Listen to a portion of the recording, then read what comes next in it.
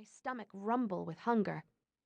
Across from us, a man uses chopsticks to shovel noodles into his mouth. Next to him, a girl dips a piece of chicken into a small saucer of hoisin sauce while her mother cleans her teeth with a toothpick. Noodle soup is a traditional breakfast for Cambodians and Chinese. We usually have this, or for a special treat, French bread with iced coffee. "Sit still," Ma says, as she reaches down to stop my leg mid-swing, but I end up kicking her hand. Ma gives me a stern look and a swift slap on my leg. "Don't you ever sit still? You are 5 years old. You are the most troublesome child. Why can't you be like your sisters? How will you ever grow up to be a proper young lady?" Ma sighs. Of course, I have heard all this before. It must be hard for her to have a daughter who does not act like a girl, to be so beautiful and have a daughter like me. Among her women friends, Ma is admired for her height, slender build, and porcelain white skin. I often overhear them talking about her beautiful face when they think she cannot hear. Because I'm a child, they feel free to say whatever they want in front of me, believing I cannot understand. So while they're ignoring me, they comment on her perfectly arched eyebrows, almond-shaped eyes, tall, straight western nose, and oval face. At 5 feet 6 inches, Ma is an Amazon among Cambodian women.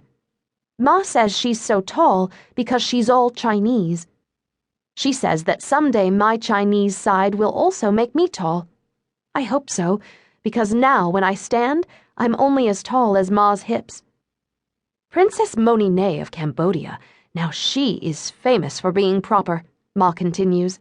It is said that she walks so quietly that no one ever hears her approaching. She smiles without ever showing her teeth. She talks to men without looking directly in their eyes. What a gracious lady she is. Ma looks at me and shakes her head. Is my reply, taking a loud swig of Coca-Cola from the small bottle. Ma says I stomp around like a cow dying of thirst. She's tried many times to teach me the proper way for a young lady to walk. First, you connect your heel to the ground, then roll the ball of your feet on the earth while your toes curl up painfully. Finally, you end up with your toes gently pushing you off the ground. All this is supposed to be done gracefully, naturally, and quietly. It all sounds too complicated and painful to me. Besides, I am happy stomping around. The kind of trouble she gets into. Well, just the other day Ma continues to paw, but is interrupted when our waitress arrives with our soup. "Phnom Penh special noodles with chicken for you and a glass of hot water," says the waitress as she puts the steaming bowl of translucent potato noodles swimming in clear broth before Ma. "2 spicy Shanghai noodles with beef tripe and tendons." Before she leaves, the waitress also puts down a plate filled with fresh bean sprouts, lime slices, chopped scallions, whole red chili peppers, and mint leaves. As I add scallions, bean sprouts, and mint leaves to my soup, Ma dips my spoon and chopsticks into the hot water, wiping them dry with her napkin, before handing them back to me. These restaurants are not too clean, but the hot water kills the germs. She does the same to her and Pa's tableware. While Ma tastes her clear broth chicken noodle soup, I drop 2 whole red chili peppers in my bowl as Pa looks on approvingly. I crush the peppers against the side of the bowl with my spoon, and finally my soup is ready to taste the way I like it. Slowly I slurp the broth, and instantaneously my tongue burns and my nose drips. A long time ago, Pa told me that people living in hot countries should eat spicy foods because it makes them drink more water.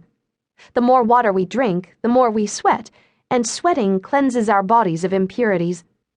I don't understand this, but I like the smile he gives me, so I again reach my chopsticks toward the pepper dish, knocking over the salt shaker, which rolls like a fallen log onto the floor. "Stop what you're doing," Ma hisses. "It was an accident," Pa tells her, and smiles at me. Ma frowns at Pa and says, "Don't you encourage her. Have you forgotten the chicken fight episode? She said that was an accident also, and now look at her face." I can't be